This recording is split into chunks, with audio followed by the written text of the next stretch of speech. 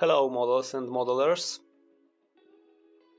Today I'm starting the GAZ TIGER vehicle assembly. You could recently watch its unboxing on the channel. I started with the car frame.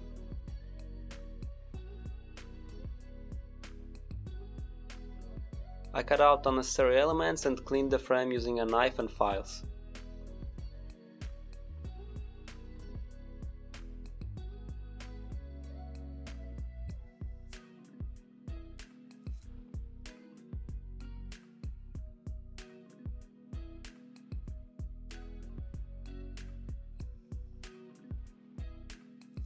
After similar preparation of the small elements, I started gluing them to the frame with extra tin glue.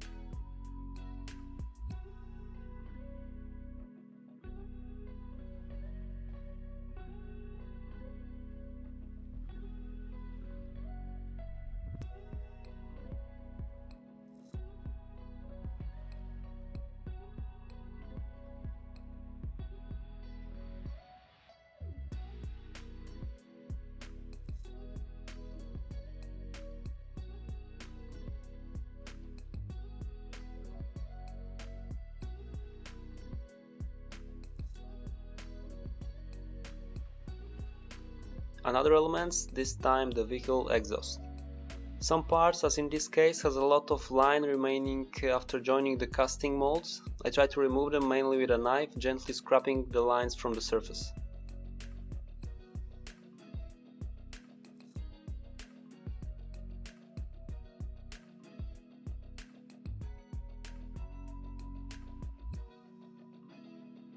We have to paste a lot of parts into the frame, so it's a relatively long process, taking into account the careful cutting and cleaning of each element.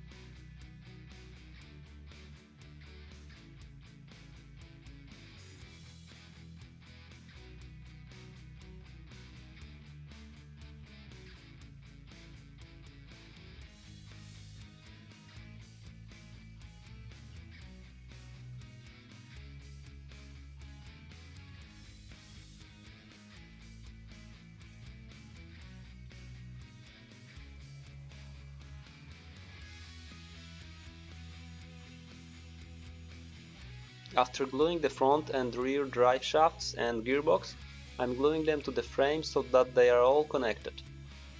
Fortunately, they match very good and this is not a big issue.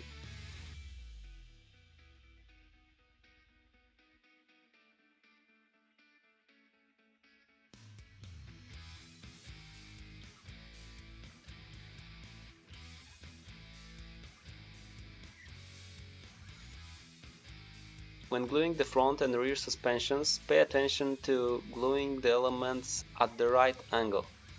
If you put them in place correctly, they will put themselves in the right position.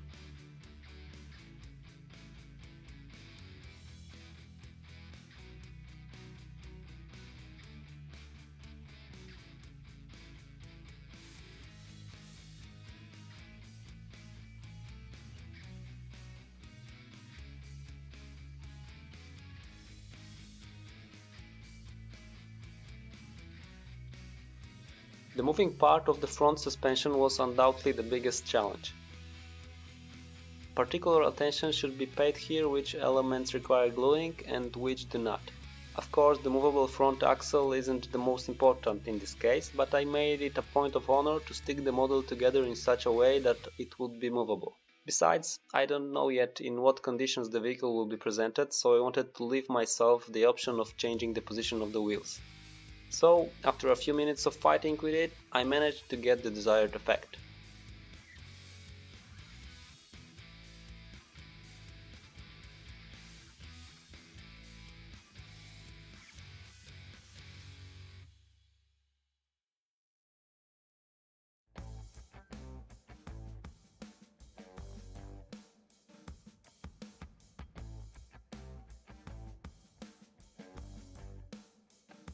After gluing the second half of the wheel hub, the whole system starts to work much more stable.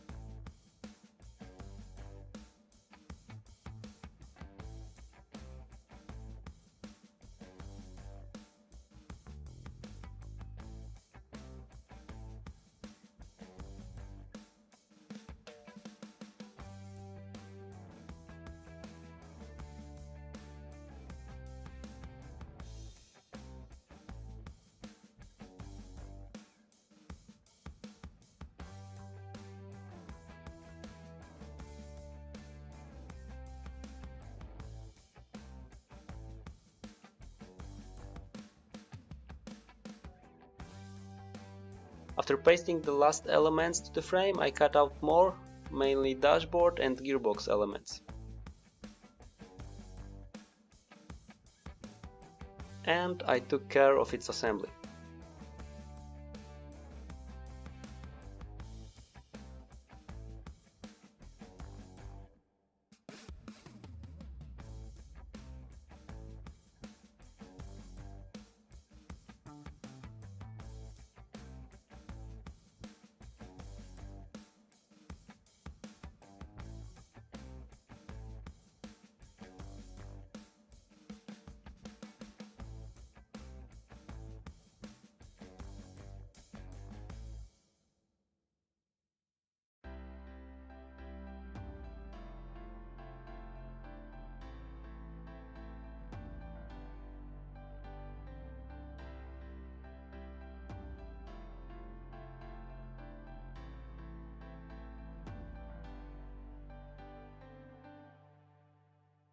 I also prepared the chassis by gluing 3 large parts together and decided to start painting. I wanted to test the Badger's Stynylrez Primer, this one is black. I heard good reviews about it and it doesn't need to be diluted, so I decided to give it a try. The manufacturer recommends using an airbrush nozzle 0.5 mm and bigger, and a pressure from 20 to 30 psi. My Ultra has a 0.2 mm nozzle, so I had to figure it out a bit.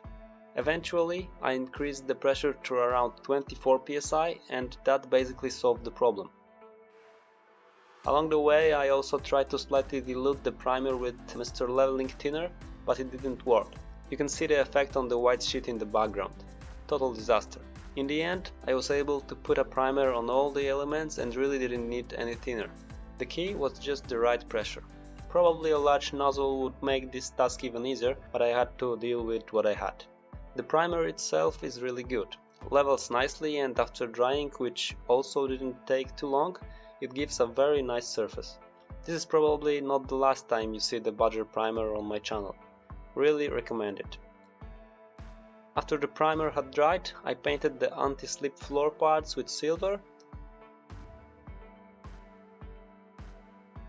and then the other elements with black again. I know that painting with black paint on a black base is extremely spectacular, therefore I will speed up this part a bit.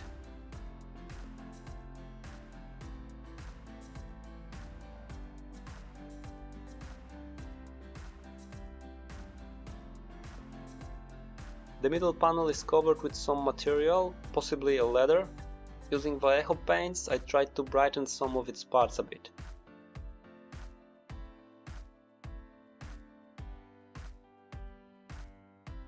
I painted the dashboard and the panel with a clear glossy varnish, applying 2 layers.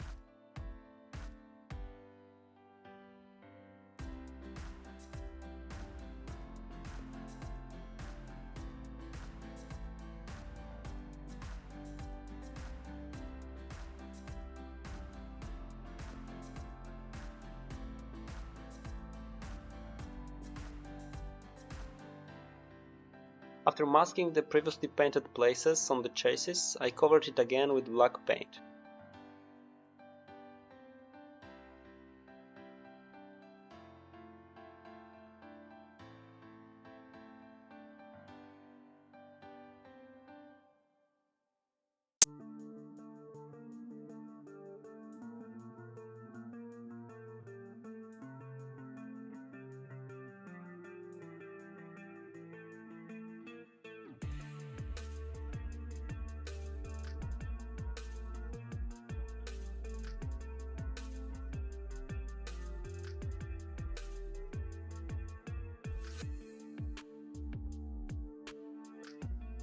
I took off masking tape and started pasting the winch.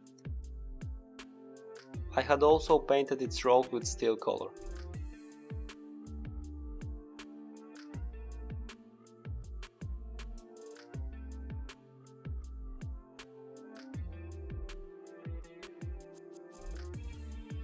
Let's move on to decals.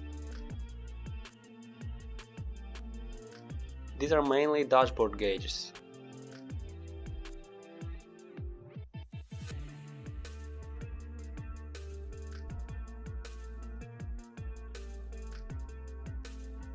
Unfortunately, they are slightly larger than the holes, so placing them wasn't so easy. Fortunately, microsole comes in handy, softening it nicely and allowing it to fit exactly in the hole.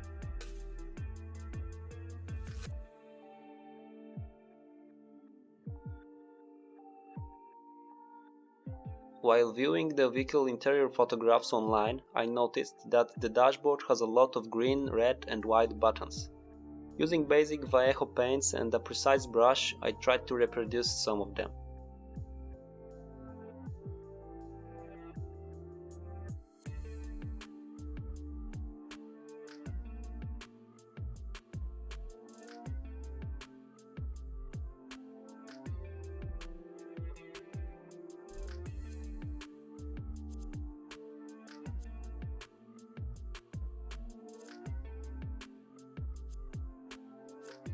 I also put a drop of transparent varnish inside the gauges, which after drying was supposed to imitate glazing.